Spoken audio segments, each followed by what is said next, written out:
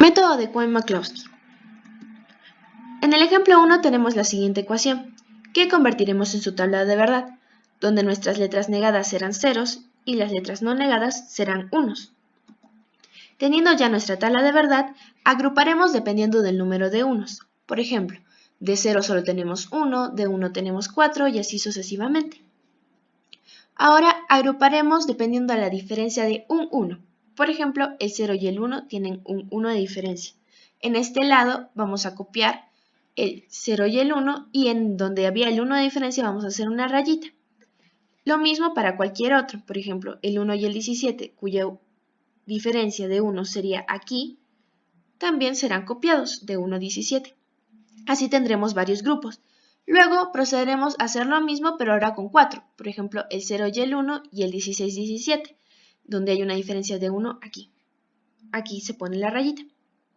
Teniendo ya estos, en este caso tenemos 3, pero nos sobraron el 12, el 13 y el 31, 23, que también incluiremos en este grupo, que serán nuestros implicantes primos o primos implicantes. Tabla de primos implicantes.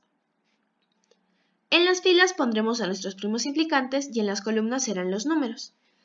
Vamos a tachar aquellos números que pertenezcan al primo implicante. Por ejemplo, el 0, el 1, el 16 y el 17 pertenecen al implicante 1.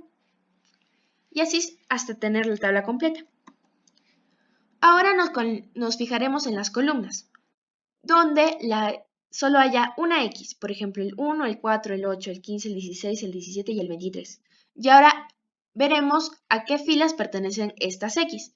En este caso sería la fila 1, 2, 3 y 5. La fila 4 no tiene ninguno que esté solo, entonces vamos a tacharla. Esta fila vamos a verificar dónde están sus X. En este caso su X está en el 12 y en el 13, pero también están en la fila 2 y en la fila 3, por ende no vamos a contar este implicante que sería un implicante secundario. Entonces nuestras respuestas serían nuestros implicantes primarios, que serían el 1, el 2 y el 3, el 5. Ahora los reemplazaremos. En el 1, por ejemplo, tenemos tachado el A y el E, entonces estos no serán puestos. Y solo tenemos el B, el C y el D. Como están en 0, serán negados. Por ejemplo, en el 3 sería lo mismo, solo que están en unos, entonces ninguno sería negado. Ejemplo 2. Tenemos una serie de números. Estos serán convertidos en código binario. Teniendo ya nuestra tabla de verdad, haremos lo mismo que en el anterior. Agruparemos dependiendo del número de unos y luego agruparemos dependiendo de la diferencia de unos, por ejemplo el 0 y el 2. Teniendo ya estos, volveremos a agrupar también de 4, teniendo estos 4 primeros. En este caso nos sobraron el 1329 y el 2230, que no podemos agruparlos con ningún otro. Ahora, en nuestra tabla de implicantes primos haremos lo mismo. Por ejemplo, en el implicante 1 tenemos el 0, el 2, el 8 y el 10. Como en el anterior, buscaremos aquellas donde las columnas solo sean una X. En este caso sería el 0, el 5, el 8, el 22, el 29 y el 30. Y buscaremos sus filas. En este caso sería el 1, el 4, el 5 y el 6. Nos quedaron esta vez dos, que serían el 2 y el 3. Ahora verificaremos dónde están sus X. En este caso, primero tendríamos la primera X en el 2, que se repite en el 1, entonces esta no contaremos. En el 3 tenemos 2X, pero ninguna se repite en un implicante esencial.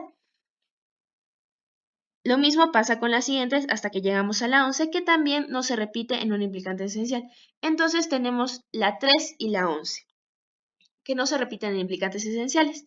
Entonces, esto quiere decir que acá tenemos un implicante no esencial que agregaremos a la respuesta. Como en este caso se repite el X en ambos, solo utilizaremos uno, que será el implicante 2. Entonces, primero pondremos nuestros implicantes esenciales, que sería el 1, el 4, el 5, el 6, más nuestro implicante no esencial, que sería el 2. Luego lo reemplazamos como hemos hecho anteriormente y tenemos nuestra respuesta.